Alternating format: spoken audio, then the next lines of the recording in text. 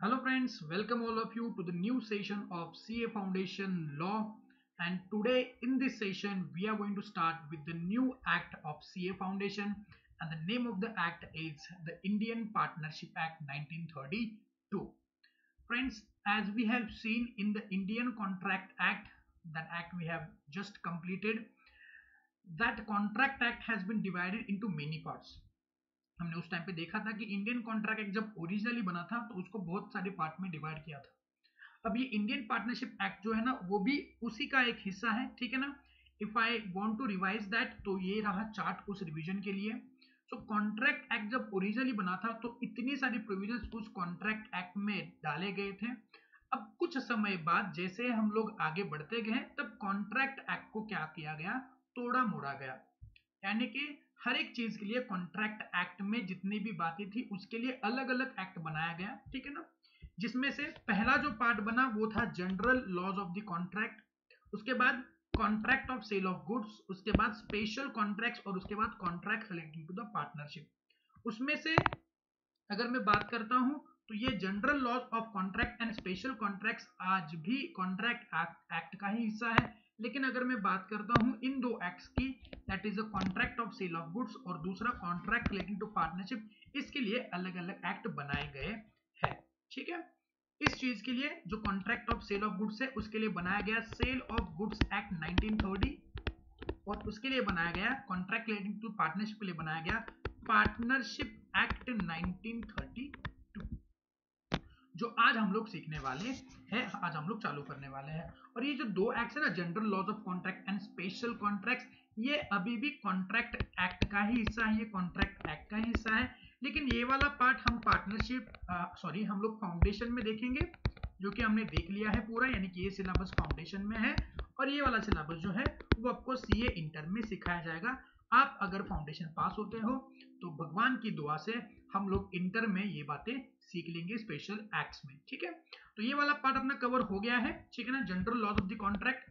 आज हम लोग शुरू करेंगे पार्टनरशिप एक्ट, जब वो खत्म होगा फिर हम लोग सेल ऑफ गुड्स एक्ट के चालू करेंगे, और फिर इंटर में जब हम लोग स्पेशल कॉन्ट्रैक्ट्स पढ़ेंगे तो हमारा पूरा कॉन्ट्रैक्ट एक्ट जो ओरिजिनली फॉर्म हुआ था वो पूरा खत्म हो जाएगा, ठीक है। चलो शुरुआत करते हैं कॉन्ट्रैक्ट रिलेटिंग टू पार्टनरशिप, यानी कि पार्टनरशिप एक्ट 1932। बच्चों ये जो पार्टनरशिप एक्ट है वो कॉन्ट्रैक्ट एक्ट का ही हिस्सा है। मतलब पार्टनरशिप किस प्रकार से कॉन्ट्रैक्चुअल ऑब्लिगेशंस बनाते हैं, किस प्रकार से वो डील करते हैं आउटसाइडर के साथ, किस प्रकार से पार्टनरशिप में पार्टनर्स एक दूसरे के साथ डील करते हैं, कैसे एग्रीमेंट बनाते हैं, कैसे पार्टनरशिप को इनकॉर्पोरेट किया जाता है, कैसे उसको डिसॉल्व किया जाता है, पार्टनर्स के एक दूसरे की तरफ क्या राइट्स है, पार्टनर्स के थर्ड पार्टी के साथ क्या राइट्स एंड ऑब्लिगेशन है। इतनी सारी बातें हमको इस एक्ट में पढ़नी है। अगर मान लो मैं आपको एक्ट दिखाता हूं, ये पार्टनरशिप एक्ट, तो कुछ ऐसा दिखता है पार्टनरशिप एक्ट 1932। ये बैड टेक्स्ट है पार्टनरशिप का। कुल मिला के अपने पास इस पार्टनरशिप में 74 सेक्शंस है। कितने सेक्शंस है बोलो? 74 सेक्शंस है। इसमें से हमको कितने पढ़ने हैं? इसमें से हमको 55 सेक्शंस पढ़ने, यानी कि यहां तक हमको पार्टनरशिप एक्ट पढ़ना है। Sale of the goodwill after the dissolution, यहां तक हमने पढ़ना है। हालांकि यहां तक भी पढ़ना नहीं है, इसमें से भी कुछ सेक्शन जो है वो नहीं है एप्लीकेबल अपने सिलेबस के लिए। लेकिन अगर हम लोग आईसीए के मटेरियल को देखते हैं, मॉड्यूल को देखते हैं, तो हमारा लास्ट पार्ट सेक्शन 46 से लेकर 55 ये अपना पार्ट बताया गया है। तो इसलिए हम लोग बोलते हैं कि सेक्शन 55 तक हम लोग पढ़ने वाले हैं। आगे वाले सेक्शंस आपको पढ़ने की जरूरत नहीं है। Congratulations to you. ओके, तो इतनी सारी बातें हमने पढ़नी है पार्टनरशिप में सेक्शन 55 तक, ठीक है।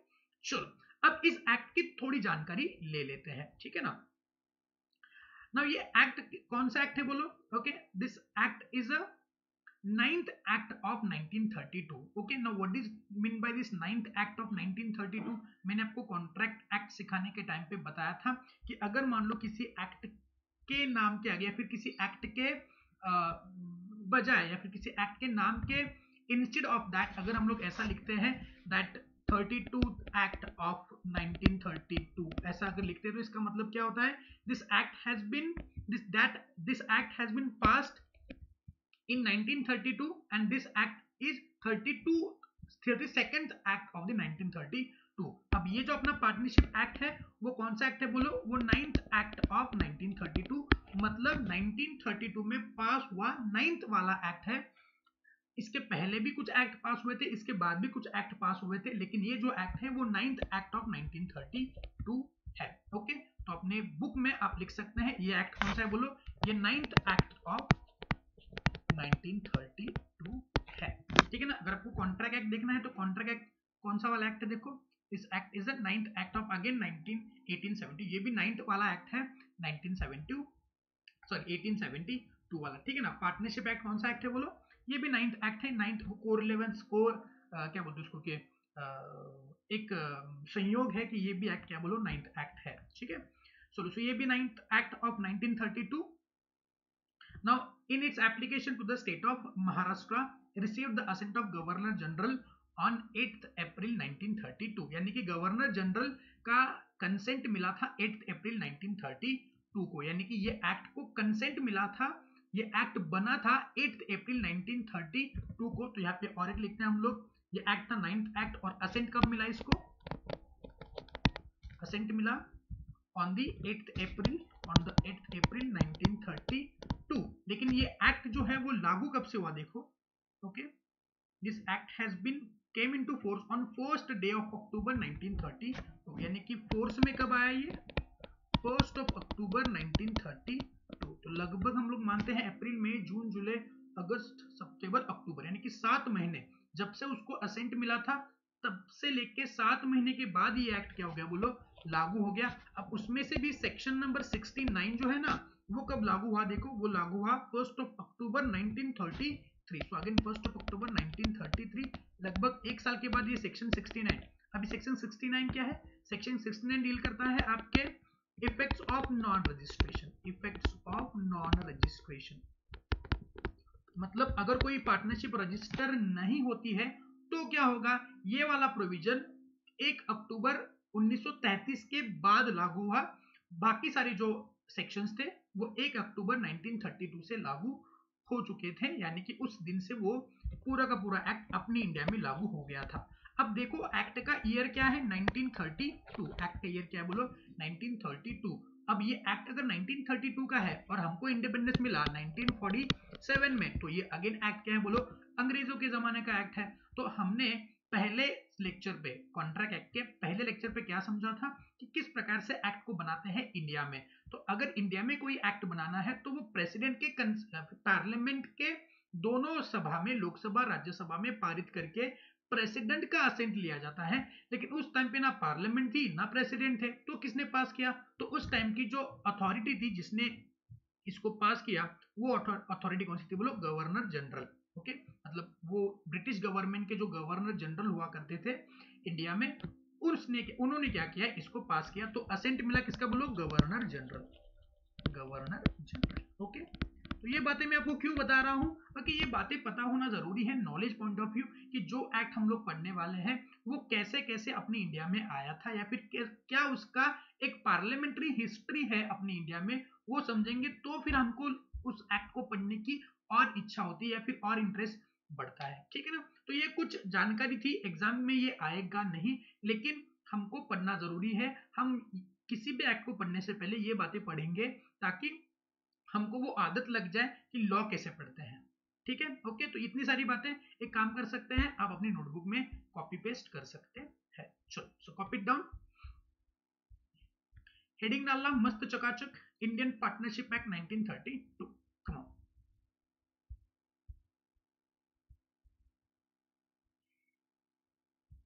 फिर उसके बाद ये वाला चार्ट ड्रॉ करेंगे। जब आप एक्ट का नाम लिखेंगे तो ये वाला चार्ट ड्रॉ करेंगे, इस चार्ट में जो बातें हैं वो लिखेंगे। उसके बाद फिर आप ये एक्ट का थोड़ा सा पार्लियामेंट्री हिस्ट्री लिखेंगे, यहाँ पे हम लिखते हैं पार्लियामेंट्री हिस्ट्री। हालांकि उस टाइम पे पार्लियामेंट्री हिस्ट्री नहीं थी, लेकिन हम लोग उसको पार्लियामेंट्री हिस्ट्री बोल देते हैं, चलो, क्योंकि उस टाइम पे पार्लियामेंट नहीं थी। किसी भी एक्ट के दो हिस्ट्री होते हैं, एक जनरल हिस्ट्री, ऑपरेशनल हिस्ट्री, और ये पार्लियामेंट्री हिस्ट्री। तो यहाँ पे ये पार्लियामेंट्री हिस्ट्री है। Come on, pen it down.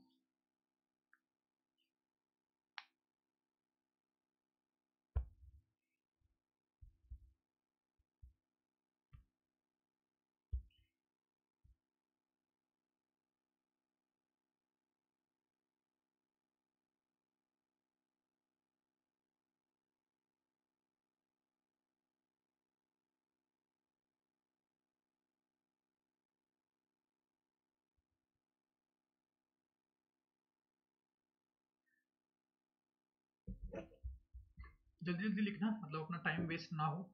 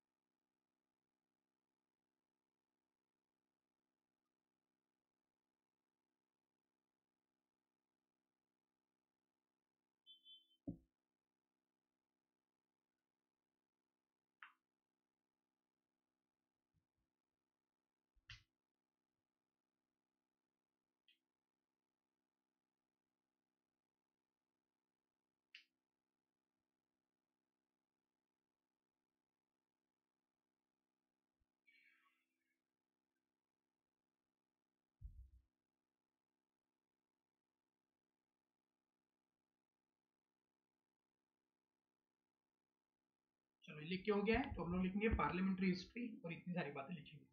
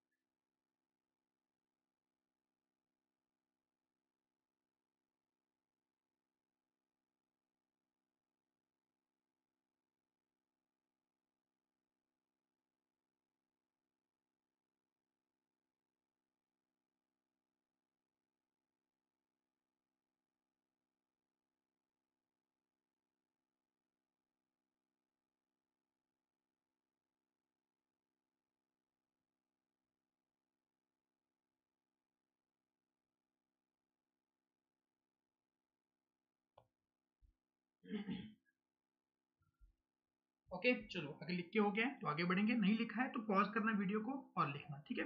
चलो ना आगे बढ़ते हैं, कुछ और डिस्कशन करते हैं पार्टनरशिप के बारे में। अब आपके दिल में एक सवाल तो जरूर आया रहेगा, सर ये पार्टनरशिप आया ही क्यों? ये सुनो, दिमाग में आया रहेगा, सर ये पार्टनरशिप आया ही क्यों? ठीक है, पार्टनरशिप क्यों आया? खाली पीली दिमाग का दही बना देगा, अभी ये एक्ट पढ़ना पड़ेगा। अगर पार्टनरशिप नहीं आता तो एक्ट भी नहीं आता, और एक्ट भी नहीं आता तो पढ़ना भी नहीं पड़ता, और पढ़ना भी नहीं पड़ता तो एग्जाम में आता ही नहीं, ठीक है ना। कितना लाइफ जिंगल वाला होता अगर पार्टनरशिप आता ही नहीं। तो बच्चों पार्टनरशिप आया for the sake of convenience of trade. So trade के कन्वीनियंस के लिए, ट्रेड के कन्वीनियंस के लिए पार्टनरशिप एक्ट, यानी कि सॉरी पार्टनरशिप करके एक क्या बोलते हैं उसको, एक वे ऑफ डूइंग बिजनेस, एक प्रकार बिजनेस करने का इंट्रोड्यूस हुआ। पार्टनरशिप से पहले लोग कैसे बिजनेस करते थे? लोग बिजनेस करते थे सोल प्रोप्राइटरशिप में। ये सुनो, sole proprietor, what is sole proprietor? Okay, one man army. ये सुनो, वन मैन आर्मी मतलब कि अगर आप मान लो अपने किराना दुकान में जाते हो तो किराना दुकान में एक ही मालिक होता है। ये सुनो, वो खुद बिजनेस करता है, खुद सामान लेके आता है, खुद बेचता है और प्रॉफिट भी खुद ही लेता है, मतलब सोल प्रोप्राइटर था। Are you getting my point? Okay, imagine करो अगर मान लो सोल प्रोप्राइटर किसी और के साथ जुड़ जाए, ठीक है ना, तो क्या वो जो एग्जिस्टिंग उसका दुकान है, क्या वो अपने दुकान को बड़ा कर सकता है?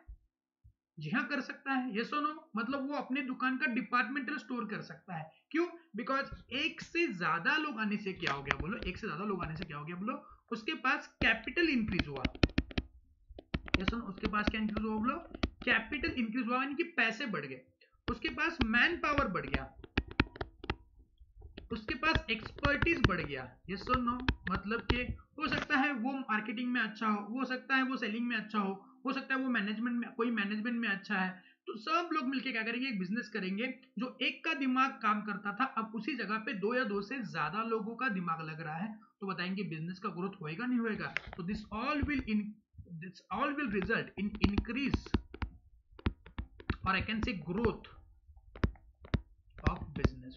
तो बिजनेस का ग्रोथ होगा अगर ये सारी बातें उसमें ऐड हो जाती है। तो प्रोप्राइटरशिप से बढ़िया है कि हम लोग क्या करें, दो या दो से ज्यादा प्रोप्राइटर इकट्ठा के सेम बिजनेस करें, ताकि हमारा बिजनेस क्या हो जाए, ग्रो हो जाए। और इसी चीज के लिए, इसी कन्वीनियंस के लिए उन्होंने क्या किया, बोलो पार्टनरशिप करके एक कॉन्सेप्ट है, पार्टनरशिप करके एक वे ऑफ डूइंग बिजनेस है, वो इंट्रोड्यूस किया।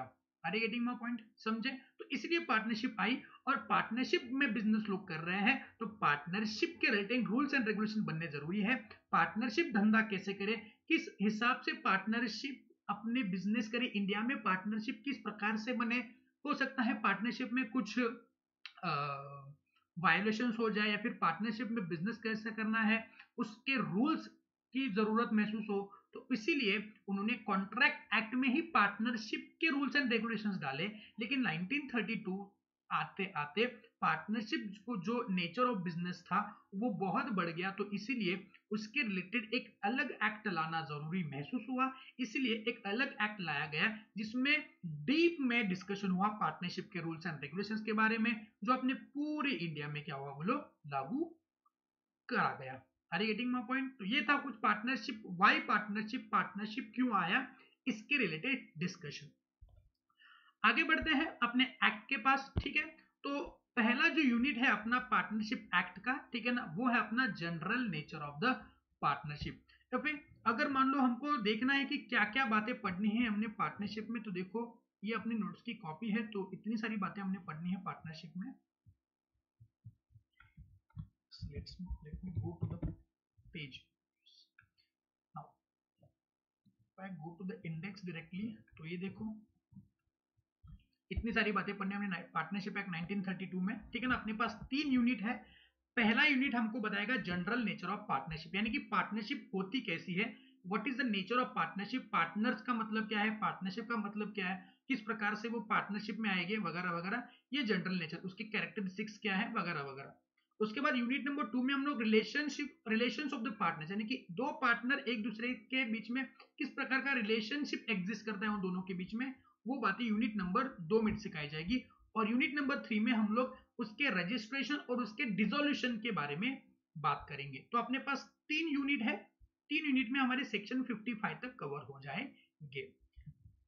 तो ये कुछ डिस्कशन था अपना सिलेबस के रिलेटेड कि क्या क्या बातें पढ़नी है हमने पार्टनरशिप एक्ट में। पहला unit general nature of partnership, जिसमें हम लोग पार्टनरशिप के जनरल पार्टनरशिप के रिलेटेड जनरल बातें करेंगे। उसमें से पहला पॉइंट ये रहा आपके सामने, बता रहा है the definition of partnership and partner. Now what is partnership, ध्यान से देखेंगे इस डेफिनेशन को, what is partnership. Now partnership means it is a relation between the persons, relation between the persons, it is a relation between the persons who have agreed to share profits, who have what, agreed to share the profits of a business carried on by all or any of them acting for all। अब देखो इसमें 3 बातें हैं, point number 1, point number 2 और point number 3। Okay, पहली बात, it is a relation between the persons, यानी यहाँ पे कितने लोग होने चाहिए, बोलो 2 or more person, 2 or more person, at least 2 person होने चाहिए पार्टनरशिप बनाने के लिए। ये हो गया अपना पहला पॉइंट का डिस्कशन। पॉइंट नंबर 2 क्या बोल रहे हैं, who have agreed to share the profits, यानी कि वो किस लिए इकट्ठा आ गए हैं, to share the profit, to share the profit किसका, of a business, मतलब 2 या 2 से ज्यादा लोग मिलके बिजनेस कर रहे हैं और वो क्या कर रहे हैं, उस बिजनेस से आए हुए प्रॉफिट को शेयर करने के लिए इकट्ठा आए हैं, और उसके रिलेटेड उनके पास एक अग्रीमेंट भी है। एंड तीसरा सबसे इंपॉर्टेंट डिस्कशन, वो जो बिजनेस की बात कर रहे हैं, वो बिजनेस हो सकता है सब लोग मिलके उस बिजनेस को चलाए, या फिर एनी ऑफ देम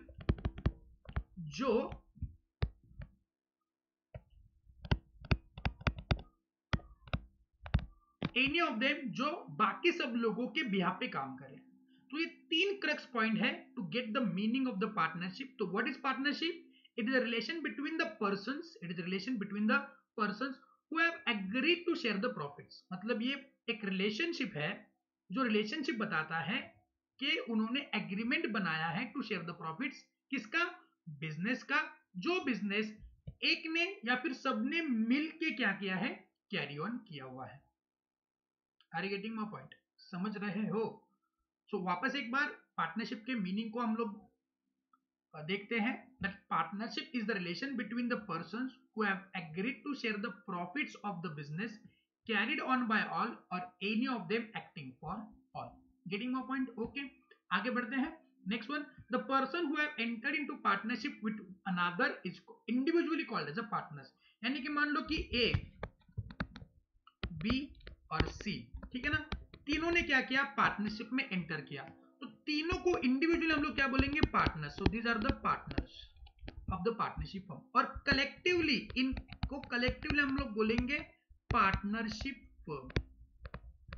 क्या बोलेंगे? Partnership firm. यानी कि तीनों को अगर इकट्ठा देखते हैं तो हम उनको बोलते हैं पार्टनरशिप फर्म, और अगर तीनों को इंडिविजुअली देखते हैं तो हम लोग उनको बोलते हैं क्या? Partners. Are you getting my point? तो अगर तीन लोग हैं पार्टनरशिप में तो इंडिविजुअली हर एक को बोला जाएगा he is the partner of the firm, और अगर कलेक्टिवली उनको देखा जाए तो उनको बोलते हैं क्या? Partnership firm. ओके. और वो जिस नाम से बिजनेस चालू करते हैं उसको बोलते हैं the name of the firm. मान लो कि उन्होंने नाम दिया है dynamic. Okay, dynamic and company. Okay, तो ये क्या हो गया? बोलो उनका पार्टनरशिप फर्म नेम. ओके जी, समझे? पक्का? ओके. तो इस बुलेट में हमने पढ़ा पार्टनरशिप का मीनिंग, और इस बुलेट में हमने क्या पढ़ा? बोलो, who is partner, what is firm and what is the name of the partnership firm. Clear है? पक्का? झेप्या? चलो तो एक काम करेंगे, अभी इसको लिख देंगे. कम ऑन, नोटबुक में लिखना है या फिर चिट्ठी वगैरह लगा के लिख सकते हैं. अब चिट्ठी तो आप लगाने से रहे, लेकिन नोटबुक में लिखना. चलो,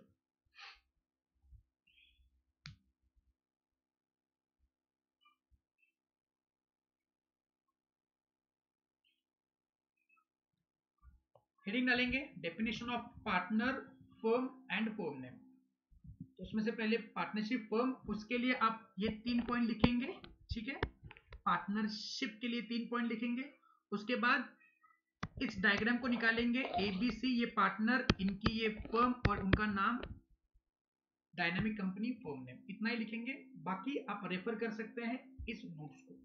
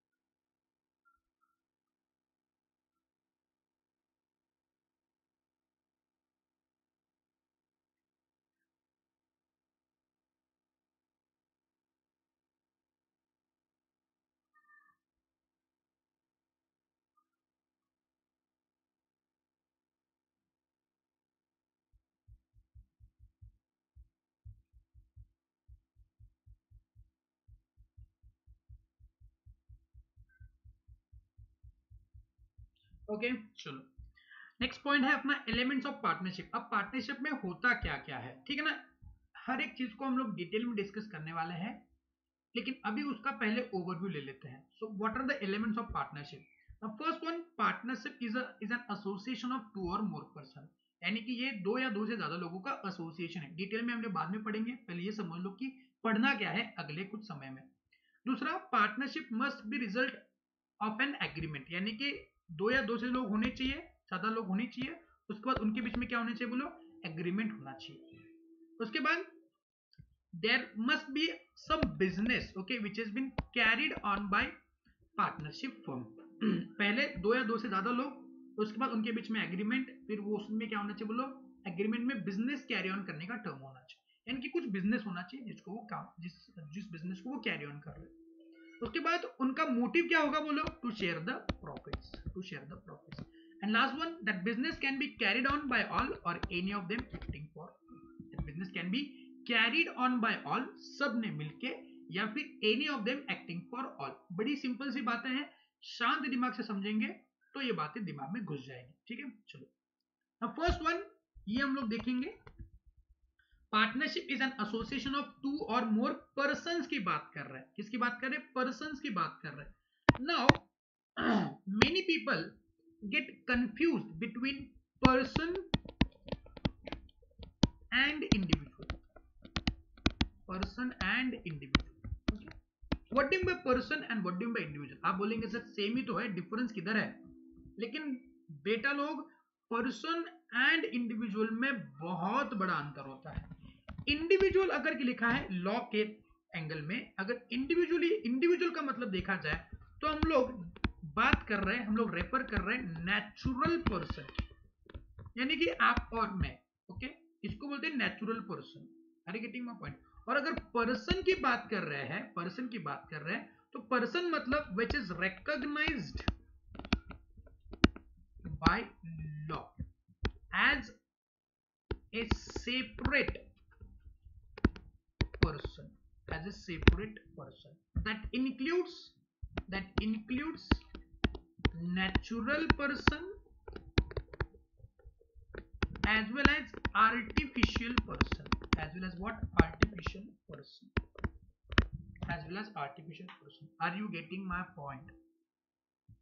ओके, इंडिविजुअल मतलब नेचुरल पर्सन।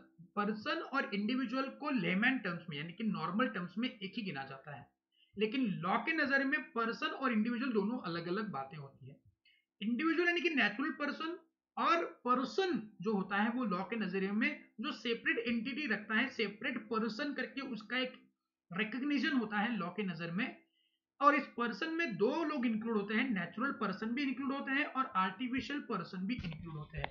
बहुत बारी आपने ये वर्ड सुना रहेगा, ठीक है ना,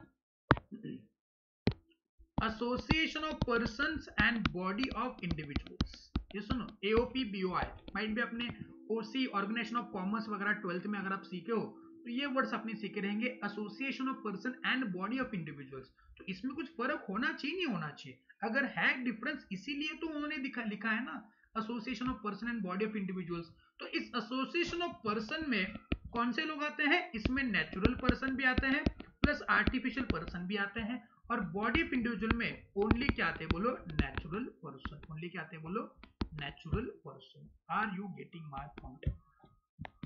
ओके, समझे? For example association of person की बात करते हैं तो उसमें एक इंडिविजुअल भी आ सकता है, ठीक है ना, ये इंडिविजुअल है, ये भी आ सकता है, प्लस इसके साथ कोई पार्टनरशिप फर्म भी जुड़ सकती है। हालांकि partnership firm is not recognised by law, लेकिन for the sake of understanding हम लोग समझते हैं कि फर्म जो रजिस्टर्ड फर्म है, ओके, रजिस्टर्ड पार्टनरशिप फर्म, इसमें कोई कंपनी भी आ सकती है। कंपनी समझ रहे हो ना, टाटा, रिलायंस, ये कंपनीज है ना, इसका लॉ के नजरिए में एक सेपरेट स्टेटस है, एक रिकॉग्निशन है। हम लोग कंपनी एक्ट जब सीखेंगे ना तो डिटेल में पढ़ने वाले हैं। देखो, आपके पापा, क्या आपके पापा इंडिविजुअल है? यस। क्या वो पर्सन है लॉ के नजरिए में? हाँ, वो पर्सन है। क्या वो अपना इनकम टैक्स रिटर्न भरते हैं? जी। क्या उनका अपना एक पैन है? हाँ जी है। पैन समझ लो ना, पैन मतलब वो जो नहीं जिसमें हम लोग कुछ रोटी वगैरह बनाते हैं। पैन यानी कि permanent account number issued by income tax department. CA कर रहे हो तो पैन टैन ये पता होना चाहिए, पर परमानेंट अकाउंट नंबर मत बोलना, because pan itself includes number. Permanent account number, हम लोग पैन नंबर नहीं बोलेंगे, परमानेंट अकाउंट नंबर, ऐसा नहीं होता बेटा। पैन परमानेंट अकाउंट नंबर जो आपको इनकम टैक्स डिपार्टमेंट देता है, ये सुनो। तो वैसे ही पार्टनरशिप फर्म को भी एक पैन होता है, कंपनी का भी एक पैन होता है। जैसे आपके पापा इनकम टैक्स रिटर्न भरते हैं, वैसे फर्म भी इनकम टैक्स रिटर्न भरती है अपने नाम पे, कंपनी भी इनकम टैक्स रिटर्न भरती है अपने नाम पे। जैसे रतन टाटा, क्या रतन टाटा इंडिविजुअल है? जी हाँ। क्या वो पर्सन है? हाँ जी हाँ, वो पर्सन है। क्या वो अपने इनकम टैक्स रिटर्न भरते हैं? जी हाँ, भरते हैं। क्या उनकी कंपनी टाटा मोटर्स, क्या वो भी इनकम टैक्स रिटर्न भरती है अपने नाम के अंदर? यस, वो भी अपने इनकम टैक्स रिटर्न भरती है। तो रतन टाटा और टाटा मोटर्स को अगर इकट्ठा मैं बोलता हूं तो उसको बोलते हैं एसोसिएशन ऑफ पर्सन। दोनों ने मिलकर कुछ बिजनेस किया, उसको बोलते हैं एसोसिएशन ऑफ पर्सन। लेकिन बॉडी ऑफ इंडिविजुअल में आपके पापा और आपकी मम्मी दोनों ही होनी चाहिए, उसमें आप किसी फर्म को या कंपनी को ऐड नहीं कर सकते। अगर ऐड करोगे तो वो एसोसिएशन ऑफ पर्सन हो जाएगा। Why? Because person has a different meaning in the eyes of law and individual has a different meaning in the eyes of law. I do think that आपको ये point clear हो गया है, what do by person and what do by individual. Okay, चलो अब यहाँ पे क्या बोलते हैं, यहाँ पे उन्होंने टू और मोर पर्संस बोला है, टू और मोर इंडिविजुअल्स नहीं बोला है। तो पार्टनरशिप क्या हो सकती है बोलो? किसी भी एंटिटीज के बीच में हो सकती है जो लॉ के नजरिए में एक separate entity, separate personality, separate recognition रखता है। बस इंडिविजुअल्स पार्टनरशिप बना सकते हैं ऐसा बिल्कुल नहीं है। अगर ऐसा होता तो ये यहाँ पे क्या लिख देते, association of two or more individuals, लेकिन लिखा क्या है, to or more persons. Okay, तो यहां से दो बातें समझी, एक तो पर्संस के बीच में होती है और उसमें दो या दो से ज्यादा लोग होने चाहिए। कोई एक बंदा खुद से पार्टनरशिप एंटर नहीं कर सकता। मैं खुद पार्टनरशिप में एंटर नहीं हो सकता हूं, मैंने किसी और के साथ पार्टनरशिप में एंटर करना है। Are you getting my point? देखो यहाँ पे ना, partnership is an association of two or more persons. Again, only person recognized by law can enter into agreement of the partnership. देखो यहाँ पे only person who was recognized by law as a person can enter into partnership. Therefore, firm यानी कि partnership firm, since it is not a person recognized in the eyes of law, cannot be a partner. यानी कि दो firm का एक partnership नहीं हो सकता। समझ रहे हो? मान लो यहाँ पे मेरे पास दो पार्टनरशिप्स है, ठीक है ना, ए एंड बी का पार्टनरशिप है और पी एंड क्यू का पार्टनरशिप है। ओके, दोनों का अपना अपना पार्टनरशिप फर्म है, तो क्या ये दोनों फर्म मिलके एक पार्टनरशिप बना सकते हैं? जी नहीं, ये दोनों मिलके एक पार्टनरशिप। ओके, मान लो मैं बोलता हूँ, सॉरी इनका अलग अलग पार्टनरशिप है ना अभी, यस, तो मान लो ये दोनों मिलके A B P Q partnership बनाना चाहते हैं, ए बी पी क्यू नहीं चलेगा। Why? Because those are not recognised in the eyes of law, so they can not be a partner into the another partnership firm. Okay, next again, a minor cannot be partner in the partnership firm. कोई minor भी partnership में partner नहीं हो सकता, लेकिन हमने contract act में क्या सीखा है, that he can be admitted to the partnership firm as a partner, but only for what, benefits of the firm. यानी कि वो प्रॉफिट शेयर कर सकता है, वो लॉस शेयर नहीं कर सकता। वही, बिकॉज इंडियन कॉन्ट्रैक्ट एक्ट में लिखा हुआ है कि पार्टनर्स के ऊपर कोई लायबिलिटी नहीं हो सकती। क्लियर है इतनी बातें? नेक्स्ट बढ़ेंगे। The partnership act is silent about the maximum number of partners. हालांकि पार्टनरशिप एक्ट किसी प्रकार का मैक्सिमम नंबर ऑफ पार्टनर्स नहीं बोलता है, मिनिमम दो बोलता है। जी हाँ, मिनिमम दो होना चाहिए, लेकिन मैक्सिमम आप इनफाइनाइट लगा सकते हो एज पर पार्टनरशिप फर्म। लेकिन कंपनीज एक्ट 2013 के सेक्शन 464 में ये बताया है, कंपनीज एक्ट का सेक्शन 464 ये बताता है कि आप लोग पार्टनरशिप, आप लोग अगर पार्टनरशिप या फिर कोई एसोसिएशन में धंधा करना चाहते हो, सब लोग मिलकर धंधा करना चाहते हैं, तो उसमें 50 से ज्यादा लोग नहीं हो सकते।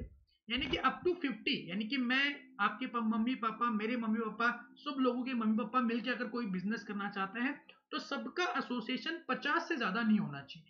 51 हो गया, नहीं चलेगा। अगर मान लो 50 से ज्यादा होता है तो फिर क्या करें सर? तो फिर आपको कंपनीज एक्ट के अंदर कन्वर्ट इनटू कंपनी होना पड़ेगा। यानी कि you have to register yourself as a company, not as a partnership firm. You cannot carry on business by having more than 50 number of persons in one association or in one partnership, as a partnership or as an association. You have to compulsorily convert yourself into company under Companies Act 2013, but minimum दो होने चाहिए। Partnership act कोई maximum number ceiling limit नहीं बोलता है, लेकिन companies act में बताया है कि अगर आप 50 से ज्यादा हो जाते हो तो आपको कंपलसरी कंपनी में कन्वर्ट होना पड़ेगा। इसका ही मतलब यह है कि अपने पार्टनरशिप में कितने होने चाहिए बोलो? 50 ही लोग होने चाहिए, 50 से ज्यादा नहीं होने चाहिए। लेकिन अगर मान लो मैं सेक्शन 464 के एक्ट, सेक्शन 464 को पढ़ता हूं ना, तो मुझको वहां पे सेक्शन के अंदर बोला जाता है कि maximum number of person can be 100, यानी कि 100 लोग होने चाहिए। लेकिन 464 के रूल्स को पढ़ता हूं, कंपनीज एक्ट में रूल्स भी आते हैं, तो रूल्स में आपको बोला है maximum 50, maximum 50। Are you getting my? Okay, तो सेक्शन में लॉ में बोला है कि 100, लेकिन रूल्स में बोला है 50। तो रूल्स सेक्शन के बाद आया है, इसलिए हम लोग सेक्शन रूल्स को क्या करेंगे, प्रोविजन के ऊपर पढ़ेंगे और बोलेंगे कि हाँ 50 ही मेंबर का रूल लागू होगा।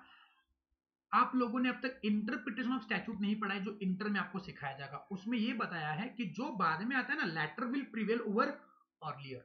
ओके, तो जो बाद में आया है उसको हम लोग क्या करेंगे, उसके ऊपर प्रिवेल करेंगे। भाई बिकॉज ये रूल्स बोलता है 50। जो रूल्स जब बनाया था तब उस टाइम के सर्कमस्टेंसेस को दिमाग में रख के बनाया था, और जब प्रोविजन बना था पहले वाला तो उस टाइम के प्रोविजन, उस टाइम के सर्कमस्टेंसेस को दिमाग में रख के बनाया था। तो उस टाइम पे 100 चलते थे, लेकिन आज 100 नहीं चलेंगे, आज 50 ही चलेंगे। तो रूल्स लैटर में आया है, बाद में आया है, लैटर आया है, तो इसलिए हम लोग 50 गिनेंगे। सेक्शन में जो 100 लिखा हुआ है ना उसको हम लोग नहीं पढ़ेंगे, रूल्स में जो 50 लिखा है वही पढ़ेंगे। ये अधिक जानकारी थी, बोलूं क्या मैं आपको, सेक्शन 464 जो है ना वो सीए फाइनल के सिलेबस है, ये इंटर का भी सिलेबस नहीं है। तो कांग्रेचुलेशन, आपने सीए फाइनल का एक पॉइंट जो है वो सीख लिया है। ठीक है, चलो, तो ये पहला पॉइंट अपना क्लियर हो गया, जिसका नाम क्या है बोलो, association of 2 or more persons. Okay, तो यहाँ पे कितने लोग होने चाहिए बोलो, मिनिमम 2 लोग होने चाहिए, मैक्सिमम कितने हो सकते हैं, 50।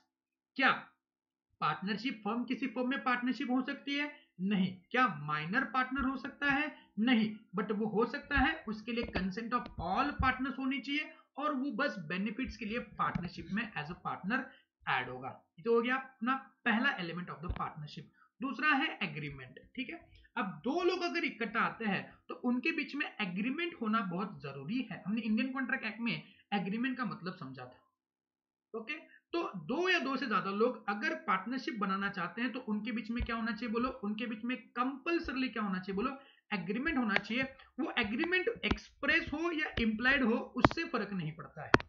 एक्सप्रेस एग्रीमेंट समझ रहे हो ना, मतलब लिख के, इंप्लाइड यानी कि by the conduct of the party, सब लोग मिलके इकट्ठा के काम कर रहे हैं, भले उनके बीच में एक्सप्रेस बाय वर्ड्स रिटर्न वगैरह कुछ नहीं लिखा है, भले वो ओरल हो या राइटिंग में हो, तो एक्सप्रेस हो, इंप्लाइड हो, ओरल हो, राइटिंग में हो, लेकिन एग्रीमेंट होना जरूरी है कि किस मुताबिक आप अपना पार्टनरशिप करेंगे। पहले के जमाने में ओरल इंप्लाइड चलते थे, लेकिन आज के जमाने में अगर आपको पार्टनरशिप में धंधा करना है तो आपको एक एक्सप्रेस, एक राइटिंग में पार्टनरशिप का एग्रीमेंट होना जरूरी है। बिकॉज आजकल तो किसी के ऊपर विश्वास रखना थोड़ा सा मुश्किल है। तो आजकल के जमाने में हम लोग बोलते हैं कि पार्टनरशिप अगर आपको बनानी है तो आपके साथ, आपके पास क्या होना चाहिए बोलो, एक एक्सप्रेस एग्रीमेंट होना जरूरी है जो कि राइटिंग में होगा। लेकिन लॉ क्या कहता है कि आपका एग्रीमेंट एक्सप्रेस हो, इंप्लाइड हो, ओरल हो, रिटर्न हो, चलेगा, नो प्रॉब्लम। अब ये एग्रीमेंट में क्या लिखा जाएगा, एग्रीमेंट में होता है contractual nature of the partnership, यानी कि कौन क्या करेगा, किसके क्या राइट्स है, किसके क्या ड्यूटीज है, कौन कितना प्रॉफिट शेयर करेगा, प्रॉफिट कैसे कमाएंगे, बिजनेस कौन सा करेंगे, इतनी सारी बातें क्या लिखी जाएगी, कहां पे लिखी जाएगी बोलो, पार्टनरशिप एग्रीमेंट में लिखी जाएगी। Are you getting my point? ये हो गया बोलो एग्रीमेंट का पॉइंट। ओके, पहला पॉइंट 2 और मोर पर्सन्स, और दूसरा देयर मस्ट बी एग्रीमेंट। अब नेक्स्ट वन है बिजनेस। अब विदाउट बिजनेस कोई पार्टनरशिप नहीं होता है। 2 वेल्ले लोग इकट्ठा आ गए और उन्होंने कुछ ना करते हुए पार्टनरशिप बोला कि मेरी और तेरी पार्टनरशिप है। भैया पार्टनरशिप है, लेकिन किस चीज के लिए पार्टनरशिप है वो भी जरूरी है। तो next important element of the partnership is there must be what, some business that they are doing. अगर बिजनेस नहीं है और एवं ही पार्टनरशिप बनाया है तो पार्टनरशिप नहीं कहा जाएगा। तो 2 लोगों के बीच में अगर पार्टनरशिप होनी है तो उनके पास क्या होना चाहिए बोलो, एक बिजनेस होना चाहिए। वो बिजनेस कैसा हो सकता है, वो कोई ट्रेड हो सकता है। ट्रेड यानी कि सामान हमने खरीदा होलसेलर से और आके बेच दिया, ये ट्रेड है, व्यापार किया, समझ रहे। कुछ हम लोग मैन्युफैक्चरिंग कर रहे हैं, ओके, बॉटल मैन्युफैक्चरिंग कर रहे हैं, हम लोग कोई गाड़ियां मैन्युफैक्चरिंग कर रहे हैं, हम लोग एरोप्लेन मैन्युफैक्चरिंग कर रहे हैं। भाई कुछ तो होना चाहिए ना, कोई ट्रेड होना चाहिए, कोई ऑक्यूपेशन होना चाहिए, कोई प्रोफेशन होना चाहिए। जैसे कि सीए मिलकर पार्टनरशिप बनाते हैं। आप जब सीए बन जाएंगे तो आप किसी सीनियर के साथ या फिर आपके फ्रेंड के साथ आप क्या करेंगे, पार्टनरशिप बना सकते हो। तो कोई ऑक्यूपेशन हो सकता है, कोई प्रोफेशन हो सकता है, कोई ट्रेड हो सकता है। डॉक्टर मिलकर क्या कर सकते हैं, पार्टनरशिप बना सकते हैं, वो पार्टनरशिप में धंधा कर सकते हैं, अपना क्लिनिक खोल सकते हैं, अपना स्कैनिंग का धंधा चालू कर सकते हैं। तो कोई तो बिजनेस होना चाहिए। ऐसे ही बैठ के हम बोलेंगे हमारा और तुम्हारा पार्टनरशिप है, हाँ ठीक है पार्टनरशिप है, लेकिन धंधा क्या करते हो पार्टनरशिप में, तो बिजनेस होना जरूरी है। So there must be an existence of business, okay, that can be trade, that can be occupation, that can be profession, anything, but that should be legal one, it will not go without saying that this business is legal one। आपने legal धंधा करना है। आप बोलेंगे sir हम लोग drugs बेचने का धंधा करते हैं, भाई ये लीगल धंधा नहीं है। हाँ धंधा है, बिजनेस है, लेकिन ये लीगल नहीं है, it is not allowed. Okay, अब ये बिजनेस से जो हमारा पैसा आएगा ना उसको बोलते हैं प्रॉफिट, यस और नो। तो ये रहा आपका next essential element, that is agreement to share the profits. अब धंधा है तो उसमें से प्रॉफिट आएगा, तो एग्रीमेंट जो हम लोग बनाएंगे ना वो किसके लिए बनाएंगे बोलो, प्रॉफिट को शेयर करने का बनाएंगे। बिकॉज सब लोग जो धंधा करते हैं ना वो प्रॉफिट के लिए करते हैं। कोई ऐसा यहाँ पे है जो बोलेगा कि चलो आज कुछ तूफानी करते हैं, आज कुछ धंधा करते हैं लॉस करने के लिए। भाई ऐसा थोड़ी ना होता है दुनिया में। दुनिया जो चल रही है ना वो प्रॉफिट कमाने के लिए चल रही है, एक्सेप्ट द एनजीओ जो नॉन प्रॉफिट ऑर्गेनाइजेशन के लिए चलती है, ठीक है। तो उसको छोड़ के बाकी सारे लोग क्या करेंगे बोलो, प्रॉफिट के लिए ही धंधा करेंगे। ओके, तो there must be agreement to share the profit. So this is the essential element, this is a very essential element of the partnership, that sharing of the profits. Okay, there cannot be any partnership, okay, which will say that no, we are doing partnership for loss, or which will enlighten, or which will say that we will not do partnership, that we will do the partnership for sharing the loss, or we are doing the partnership for no profit no loss. नहीं, partnership है तो उसमें क्या होना चाहिए बोलो, there must, partners must agree to share the profits. Okay, next one, but an agreement to share the losses is not entitlement. यानी कि आपके पास एग्रीमेंट टू शेयर लॉस नहीं है तो ठीक है, इट्स ओके, लेकिन प्रॉफिट्स को शेयर करने का लॉस तो होना ही चाहिए। It is open to one or more parties to agree to share the all losses. हो सकता है कोई एक बंदा बोलेगा, सीनियर बंदा बोलेगा नहीं, लॉसेस मैं अकेला शेयर करूंगा, प्रॉफिट्स हम मिलकर सब शेयर करेंगे। ऐसा हो सकता है, क्लियर है। मतलब लॉस डिस्ट्रीब्यूट नहीं करेंगे, प्रॉफिट डिस्ट्रीब्यूट कर लेंगे, ऐसा भी हो सकता है। लेकिन ऑपरेशनल वे में यानी कि प्रैक्टिकल वे में देखा जाए तो प्रॉफिट और लॉस दोनों इक्वली, या फिर जो भी उनका शेयर है उसी शेयर में वो क्या करते हैं, डिस्ट्रीब्यूट करते हैं या फिर शेयर करते हैं। However in the event of loss unless agreed otherwise this must be borne in the profit sharing ratio. यानी कि अगर लॉस शेयरिंग का कोई रेशियो नहीं है तो प्रॉफिट शेयरिंग रेशियो जो होगा ना उसी शेयर में आपको क्या करना पड़ेगा, लॉस को भी शेयर करना पड़ेगा। और यहाँ पे आपके दिमाग में आ रहेगा सर क्या प्रॉफिट शेयरिंग रेशियो और लॉस शेयरिंग रेशियो दोनों अलग अलग हो सकते हैं क्या? जी हाँ, ये अलग अलग हो सकते हैं है। तो कितनी बातें देखी हमने अब तक? हमने देखा there must B to or more parties. Okay, उसके बाद हमने क्या देखा, second point there must be agreement, उसके बाद there must be business and there must be agreement to share the profits. Okay, example देखो यहाँ पे, ये एग्जांपल जो है आपको एग्जाम में आ सकते हैं। पहला एग्जांपल, तो को-ओनर्स, now the word is very important, co-owners who share amongst themselves the rent derived from the piece of land. Now tell me whether this is a partnership. क्या हुआ है, ठीक है ना, एक लैंड है, ओके, मान लो कि ये कुछ लैंड है 5 acres, okay, this is the 5 acres of land, ठीक है ना। इसके दो ओनर है, ठीक है ना, भाई भाई है, मान लो ए और बी, दोनों क्या है बोलो, इस लैंड के क्या है बोलो, ओनर है, ठीक है।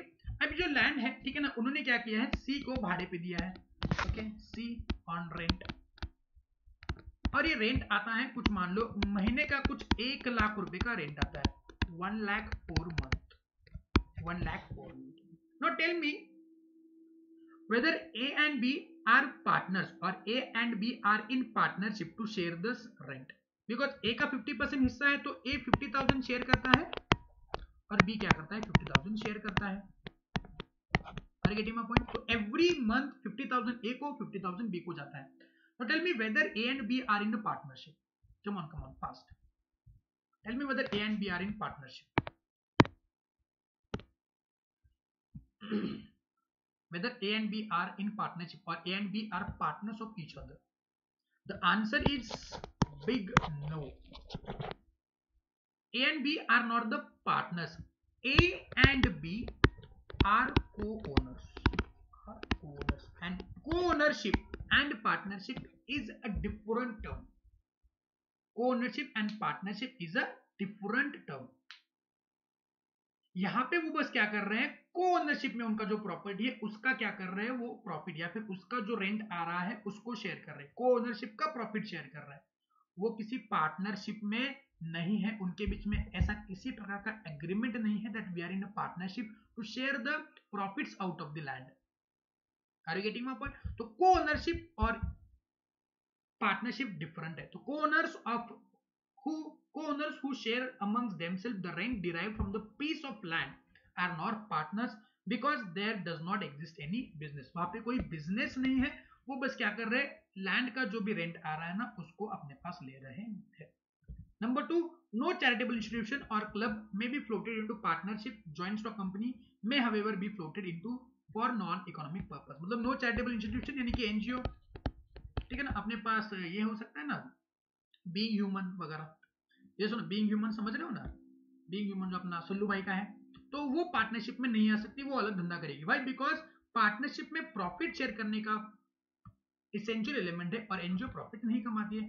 हाउएवर जॉइंट स्टॉक कंपनी यानी कि जो अपनी रेगुलर कंपनी है, दैट कैन बी फ्लोटेड, यानी कि उसको हम लोग पार्टनरशिप में ले सकते हैं but only for non economic purposes. Okay, अब ये बहुत ही डीप डिस्कशन है, यहाँ पे हम लोग इतना डिस्कशन नहीं करेंगे, बस समझ लो कि एनजीओ, इस पॉइंट से वो ये कहना चाहते हैं कि एनजीओ पार्टनरशिप में नहीं आ सकती। अब एग्जांपल नंबर 3 देखो, X and Y by certain bales of cotton, उन्होंने सर्टेन बेल्स ऑफ कॉटन खरीदी की है which they agree to sell, उन्होंने क्या किया, खरीदी किया और वो आगे बेचने का सोचा ऑन देयर जॉइंट अकाउंट, दोनों के जॉइंट अकाउंट में, जॉइंट अकाउंट यानी कि दोनों की जॉइंट रिस्पॉन्सिबिलिटी में, and agree to share profits equally.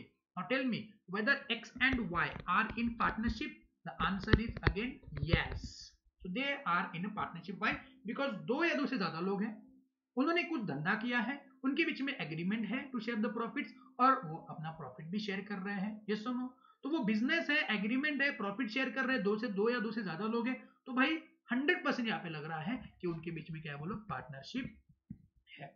And the last one, business carried on by all or any of them acting for all, ये तो बहुत ही सिंपल है, ठीक है ना। अब मान लेते हैं कि अपने पास पार्टनर्स है A B C and D, ठीक है ना, तीनों ने मिलकर एक धंधा चालू किया, धंधे का नाम था dynamic and company, dynamic and company. Partnership firm के आगे भी कंपनी वगैरह लिखते हैं एंड कंपनी, तो जब जब कभी भी आप किसी दुकान के बाहर नाम पे उठोगे एंड कंपनी, तो हो सकता है वो क्या है, बोलो पार्टनरशिप फर्म में है या फिर वो पार्टनरशिप में धंधा कर रहे हैं। हालांकि प्रोप्राइटर भी एंड कंपनी इस्तेमाल करते हैं, तो ये बहुत मुश्किल होता है टू आइडेंटिफाई दैट कि पार्टनरशिप है या प्रोप्राइटर है, लेकिन लगभग अगर देखा जाए, मोटा मोटी बात करा जाए तो यहाँ पे वो पार्टनरशिप फर्म होते हैं जिसके नाम के एंड कंपनी लिखा जाता है। फिर बोलेंगे सर क्या टाटा मोटर्स कंपनी लिमिटेड ये पार्टनरशिप फर्म है क्या? नहीं बेटा, उसका नाम अलग प्रकार से लिखा जाता है, वो हम लोग कंपनीज एक्ट में सीखेंगे। तो डायनामिक एंड कंपनी करके उन्होंने एबीसीडी 3 पार्टनर से उन्होंने एक धंधा चालू किया, ठीक है ना। अब इनके बीच में एग्रीमेंट क्या हुआ, देखो दो प्रकार के एग्रीमेंट हो सकते हैं कि जो बिजनेस जो है वो सब मिलके करेंगे, all will participate in the business of the company. और उनके बीच में ऐसा भी एग्रीमेंट हो सकता है that A and B will actively participate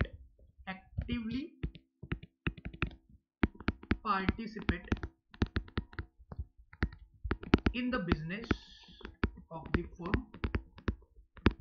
and C and D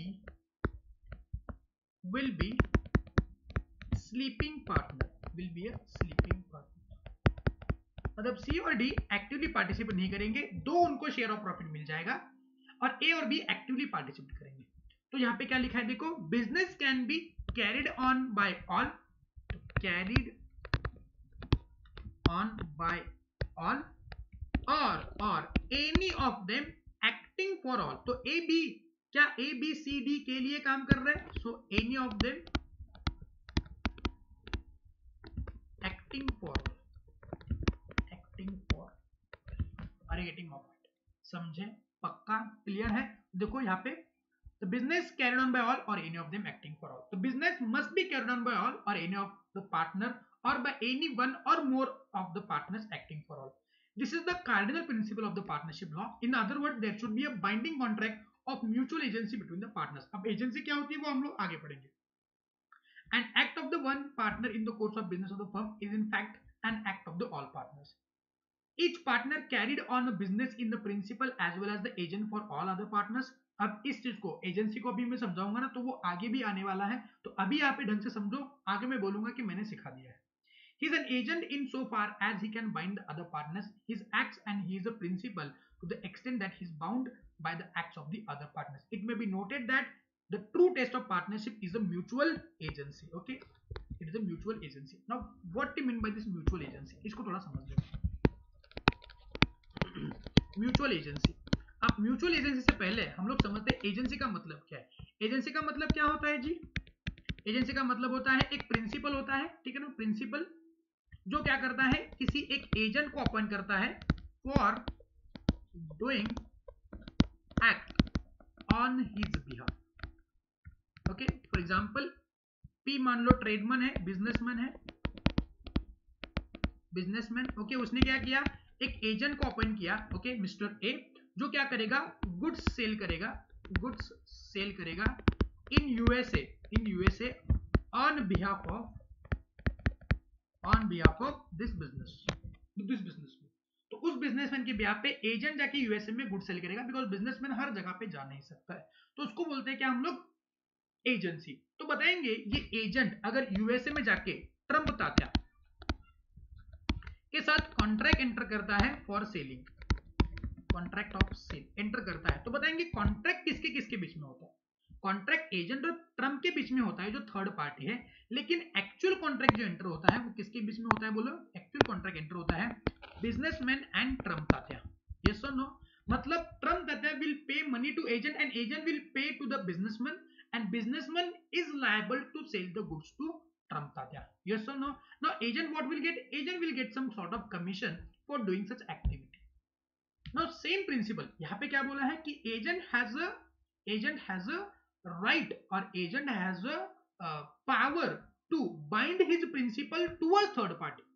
Whether by the contract of agent he is binding his principal towards third party. Yes. तो उसी प्रकार से हम लोग यहाँ पे बोलेंगे कि सारे पार्टनर जो होते हैं हमारे एग्जांपल में ए बी सी डी, चार पार्टनर है A B C D, all the partners are under क्या बोलो, mutual agency. What is mutual agency? अगर हम लोग बात करते हैं business has been carried on by all, सब लोग धंधा कर रहे हैं, सब लोग पार्टिसिपेट कर रहे हैं पार्टनरशिप में, सब लोग पार्टनरशिप के बिजनेस में एक्टिवली पार्टिसिपेट कर रहे हैं। तो मान लेते हैं इसमें से ए जो है, ठीक है ना, ए जो है, ए ने क्या किया, एक कॉन्ट्रैक्ट एंटर किया किसके साथ? थर्ड पार्टी, जो कस्टमर है, जो कौन है वो लोग, कस्टमर है।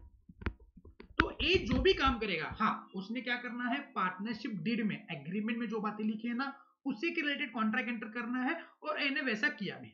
मान लो ये पार्टनरशिप फर्म है, वो बनाती है मैन्युफैक्चरिंग ऑफ व्हीकल्स, वो व्हीकल बनाती है। तो ए ने थर्ड पार्टी के साथ कॉन्ट्रैक्ट एंटर किया, जो कस्टमर था, कॉन्ट्रैक्ट ऑफ सेलिंग व्हीकल। तो बताएंगे ये ए ने जो कॉन्ट्रैक्ट एंटर किया है, क्या उसने अपने डायनामिक एंड कंपनी, जो उसकी पार्टनरशिप फर्म थी डायनामिक, उसके नाम पे एंटर किया रहेगा या फिर अपने नाम के अंदर क्या रहेगा? उसने बट ऑब्वियस सी बात है डायनामिक एंड कंपनी के बिहाफ पे ये कॉन्ट्रैक्ट एंटर किया है थर्ड पार्टी के साथ। और डायनामिक एंड कंपनी में कितने लोग हैं? A B C and D. तो अगर मान लो डायनामिक एंड कंपनी के नाम पे कॉन्ट्रैक्ट एंटर हुआ है, तो बट ऑब्वियस सी बात है that is applicable on B, C, D and that without saying that A, यानी कि A के ऊपर भी लागू है, B के ऊपर भी लागू है, C के ऊपर भी लागू है और D के ऊपर भी लागू है। यानी कि ये जो कॉन्ट्रैक्ट है, ये कॉन्ट्रैक्ट के सारी की सारी लायबिलिटी जो होगी ना, वो बनेगी A, B, C, D। अगर मान लो कंपनी ने ये, और कंपनी नहीं, अगर मान लो पार्टनरशिप फर्म ने उस कस्टमर को वो व्हीकल सेल नहीं किए ऑन ड्यू डेट, तो कस्टमर जो है वो डायनामिक एंड कंपनी के ऊपर केस फाइल करेगा, और डायनामिक एंड कंपनी के ऊपर केस फाइल हुआ, इसका मतलब है चारों पार्टनर्स के ऊपर केस फाइल हुई, और उसके तहत जो भी नुकसान होगा वो सब ए बी सी डी का होगा, ना कि बस ए का जिसने कॉन्ट्रैक्ट एंटर किया है। तो इस चीज को बोलते हैं म्यूचुअल एजेंसी। ओके, तो इस केस में ए जो है इस कॉन्ट्रैक्ट के लिए ए जो है ना, ए क्या माना जाएगा? ए माना जाएगा प्रिंसिपल, एंड बी सी और डी, सॉरी, ए माना जाएगा एजेंट, और बी सी डी माने जाएंगे प्रिंसिपल, क्योंकि प्रिंसिपल के बिहाफ पे क्या कर रहा है बोलो, एजेंट काम कर रहा है। Actually B C D principal नहीं होते, डायनामिक एंड कंपनी होते हैं, लेकिन for the sake of understanding हम लोग बोलते हैं B C D, mutual agency के कॉन्सेप्ट को समझने के लिए। अगर मान लो यही कॉन्ट्रैक्ट बी एंटर करेगा, तो बी हो जाएगा एजेंट और ए सी डी बन जाएंगे प्रिंसिपल। अगर यही कॉन्ट्रैक्ट सी एंटर करता है, तो सी बन जाता है एजेंट और ए बी और डी बन जाएंगे उसके प्रिंसिपल। और अगर यही कॉन्ट्रैक्ट डी एंटर करेगा, तो डी बन जाएगा एजेंट और ए बी सी बन जाएंगे उसके principal. I do think that ये पॉइंट आपको क्लियर है। तो इस चीज को बोलते हैं क्या बोलो, म्यूचुअल एजेंसी। इस चीज को क्या बोलते हैं बोलो, म्यूचुअल एजेंसी। क्लियर है, पक्का, छेप्या, यस। तो यहाँ पे खत्म हुआ अपना पहला पॉइंट जो था क्या बोलो, एलिमेंट्स ऑफ द पार्टनरशिप। क्या खत्म हुआ बोलो, एलिमेंट्स ऑफ पार्टनरशिप। तो क्या क्या सीखा हमने एलिमेंट्स ऑफ पार्टनरशिप में, तो there must B 2 or more person. उसमें हमने क्या देखा कि पर्सन होते हैं इंडिविजुअल्स नहीं, पर्सन जो होते हैं वो पार्टनरशिप में पार्टनर्स हो सकते हैं। हाँ, कोई फर्म दूसरे फर्म में पार्टनर नहीं हो सकती, माइनर पार्टनर नहीं हो सकता। हाँ, माइनर पार्टनर हो सकता है with the consent of all partners but only for the benefits as per Indian Contract Act. कितने मिनिमम पार्टनर होने चाहिए, एटलीस्ट 2 तो होने ही चाहिए। और मैक्सिमम कितने होने चाहिए, पार्टनरशिप एक्ट ने कुछ नहीं बोला है। पार्टनरशिप एक्ट कहती है कि कितने भी पार्टनर्स हो सकते हैं मैक्सिमम, लेकिन कंपनीज एक्ट के सेक्शन 464 में ये बताया है कि मैक्सिमम 50 ही पार्टनर हो सकते हैं। 50 से ज्यादा अगर हो गए तो आपको कन्वर्ट करना पड़ेगा कंपनी में। उसके बाद 2 या 2 से ज्यादा लोग हैं, लेकिन उनके बीच में क्या होना चाहिए बोलो, एग्रीमेंट होना चाहिए। वो कैसा हो सकता है, एक्सप्रेस भी हो सकता है, इम्प्लाइड भी हो सकता है, ओरल भी हो सकता है, राइटिंग में भी हो सकता है। अब एग्रीमेंट में क्या होगा, एग्रीमेंट में लिखा जाएगा कौन सा बिजनेस करेंगे, मतलब बिजनेस होना जरूरी है। वही कोई बिजनेस नहीं और पार्टनरशिप बनाया, ऐसा नहीं हो सकता है। That can be trade, that can be occupation, that can be profession, and that will not go without saying that it must be legal. उसके बाद शेयर ऑफ प्रॉफिट, तो उसमें क्या होना चाहिए बोलो, शेयर ऑफ प्रॉफिट होना चाहिए। को ownership is different from the sharing of the profits, ठीक है ना। तो 2 या 2 से ज्यादा लोग होने चाहिए, उनके बीच में एग्रीमेंट होना चाहिए, उनके बीच में बिजनेस होना चाहिए और बिजनेस का प्रॉफिट शेयर करने का एग्रीमेंट होना चाहिए। लॉस शेयर करने का एग्रीमेंट अलग हो सकता है, यानी कि उसी एग्रीमेंट में अलग प्रकार से लॉस को शेयर कर सकते हैं।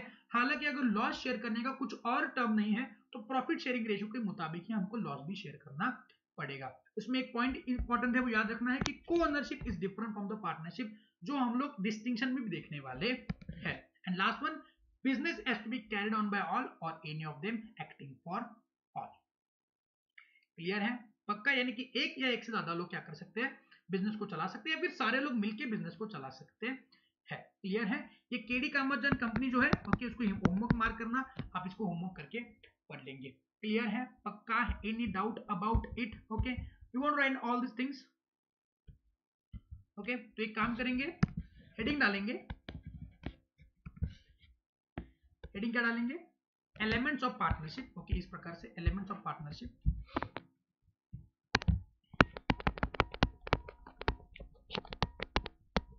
Elements of partnership, okay. और उसमें 1 2 3 4 5 6, तो 1 2 3 4 5 लिखेंगे। पहला क्या लिखेंगे, पहला मतलब क्या है, there must B 2 or more person, पहला। उसके बाद देयर मस्ट बी एग्रीमेंट, तीसरा there must be what, business, there must be profit sharing, and last one carried on by all, business carried on by all or any of them acting for all, okay. ये लिखेंगे, उसमें point number 1 2 3 4 5 लिखेंगे, ठीक है ना। फिर उसके बाद क्या करना है आपको पता है, ओके। पॉइंट नंबर 1 के लिए इतनी सारी बातें लिखेंगे, ये पूरा डिस्कशन पॉइंट नंबर 1 का है, जितनी भी बातें मैंने लिखी है वो सारी बातें लिखेंगे पॉइंट नंबर 1 के लिए। फिर उसके बाद पॉइंट नंबर 2 के लिए हमने कौन कौन सी बातें की, एग्रीमेंट में जितनी बातें मैंने अंडरलाइन करवा के दी है ना, वो सारी बातें आप लिखेंगे, ठीक है ना। ये पॉइंट नंबर 2 की बातें जो अंडरलाइन की है वो बातें लिखेंगे, ओके। पॉइंट नंबर 3 के लिए जो मैंने अंडरलाइन करवा के दिया है वो सारी बातें लिखेंगे। उसके बाद पॉइंट नंबर 4 में जितनी बातें मैंने लिपस्टिक लगाया है यहाँ पे, sharing of profits, must agree to share profits only, इतनी सारी बातें, मतलब जितनी मैंने अंडरलाइन की, जितनी बातें मैंने लिपस्टिक लगाने के लिए बोला है आपको, वो सारी बातें करेंगे। फिर उसके बाद ये वाला पॉइंट भी लिखेंगे, उसमें ये को शेयरिंग वाला पॉइंट है, को ओनरशिप वाला पॉइंट है, तो ये भी लिखेंगे। और फिर पॉइंट नंबर 5 के लिए carried on by all और any of them acting for all के लिए इतनी सारी बातें लिखेंगे, ये 5th पॉइंट है। क्लियर है, ताकि जब मैं आपके साथ नहीं हूं ये नोट्स की कॉपी आपके साथ रहेगी, ओके। चलो तो start writing, this was the chart and उसके नीचे इतनी सारी बातें, कम। मजा आ रहा है ना पार्टनरशिप में, बहुत मजा आएगा आगे भी। आई होप सारी बातें आपको दिमाग में घुस रही है।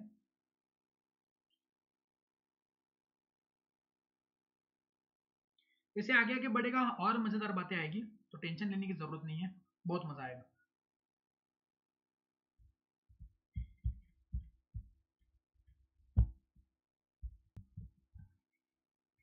बैकग्राउंड में आपके लिए एक म्यूजिक चलाता हूँ मैं मस्त।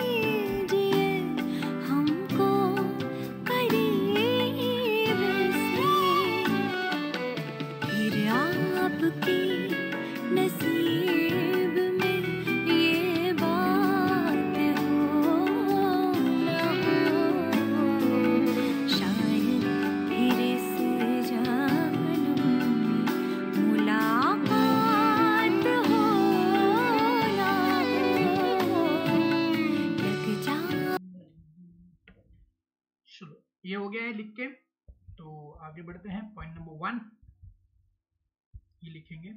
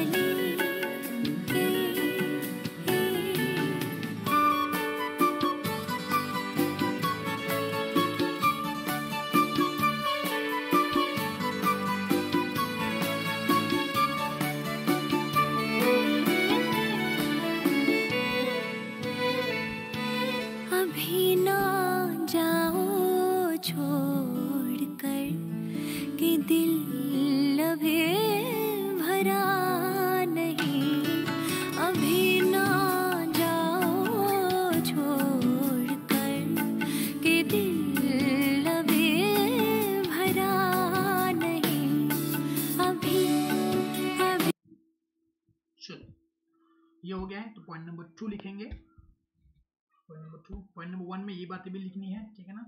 ये जो मैंने बताया था 464 वाला, ये लिखेंगे। मैक्सिमम 50 हो सकते हैं।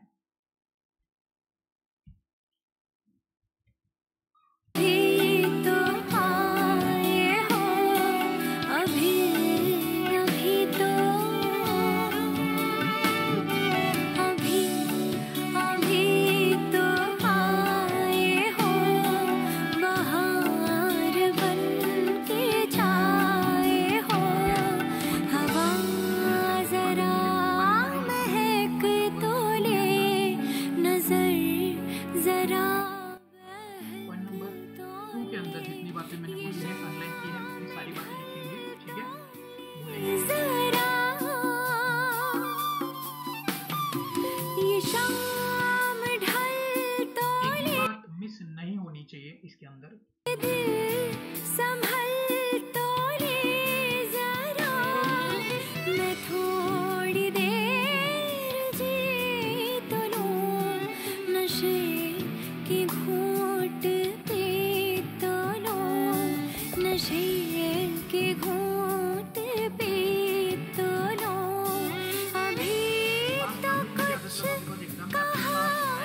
अवेलेबल नहीं होता है। हो सकता है आपका पेपर छूट जाए, आपको आता है और लिखना नहीं आता है, तो अभी से राइटिंग प्रैक्टिस जो है वो पास करना बहुत जरूरी है, प्लीज। ये प्यार है नहीं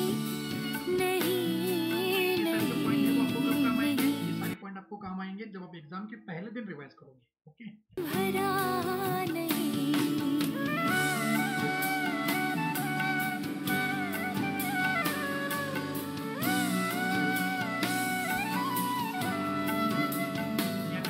के लिए एक पॉइंट है, ये जो कॉर्नर दिख रहा है ना, इसके लिए मेरे पास आगे पॉइंट है, वो भी आपने कॉपी डाउन करना है।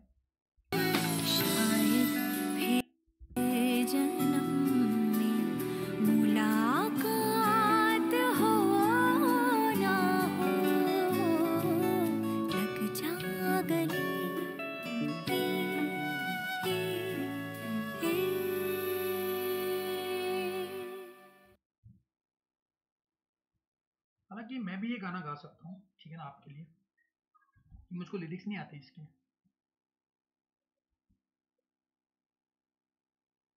मैं ट्राई करता हूँ आपके लिए गाना गाने के लिए, आप लिखते रहना, मैं गाना गाऊंगा आपके लिए, ठीक है। चलो लग जा गले, आपके लिए पेश है खिदमत।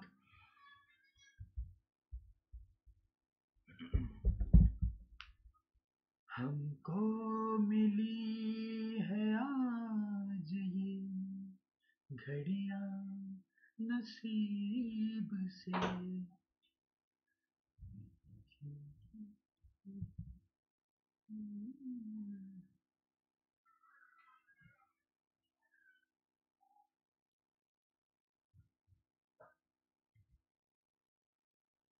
वापस से गाते गाना, थोड़ा डिस्टर्बेंस था इधर। हमको मिली है आज ये घड़ियां नसीब से, जी भर के देख लीजिए हमको करीब से, फिर आपके नसीब में ये बात हो न हो, शायद फिर इस जन्म मुलाकात हो न हो, लग जा गले के फिर ये हंसी रात हो न हो, शायद फिर इस जन्म मुलाकात हो न हो, लग जा गले। Thank you so much, I hope आपको गाना अच्छा लगा हो।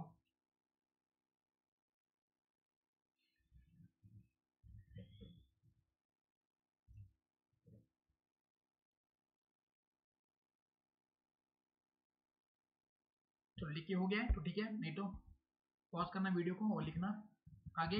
Last point, business carried on by all or any of them acting for all, इसका पॉइंट ये रहा। पॉइंट नंबर 5 लिखना, पूरा पॉइंट लिखने की जरूरत नहीं है, पॉइंट नंबर 5 लिखेंगे तो समझ जाएगा।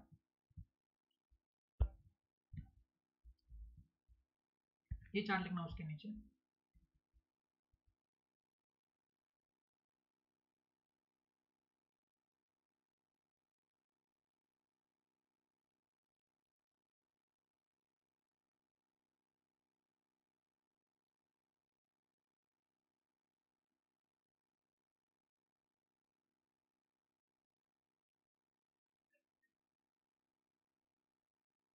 आई होप आपको हैंड राइटिंग समझ रहा है।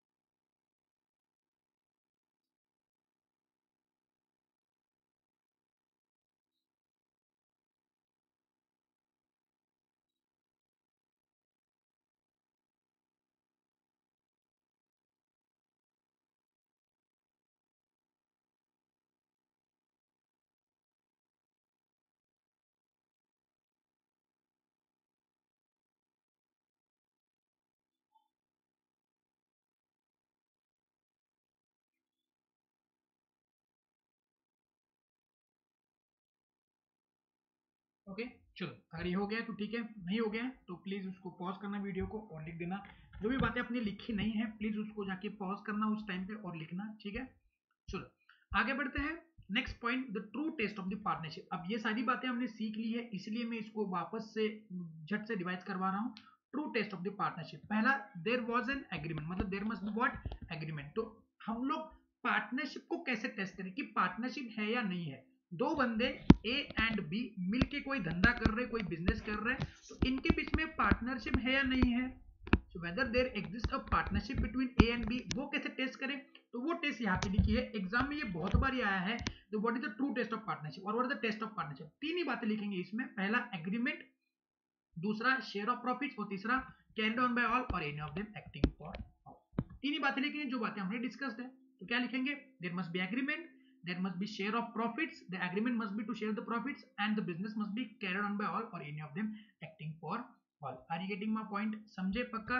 तो आप काम क्या करेंगे आज के दिन पे, आज का आपका होमवर्क ये हो जाएगा। तो इतनी सारी बातें जो यहाँ पे लिखी हुई है ना, तो ये आप तक यहाँ तक पॉइंट नंबर 1.3 ये आपका होमवर्क है। कल हम लोग डिस्कस जरूर करेंगे, लेकिन आज क्या करेंगे, आप इसको होमवर्क नोट डाउन करेंगे। जितनी भी बातें हमने डिस्कस की है सारी बातें वैसे की वैसे यहाँ पे छपी हुई है, लेकिन एक बार आप क्या करेंगे उसको पढ़ लेंगे।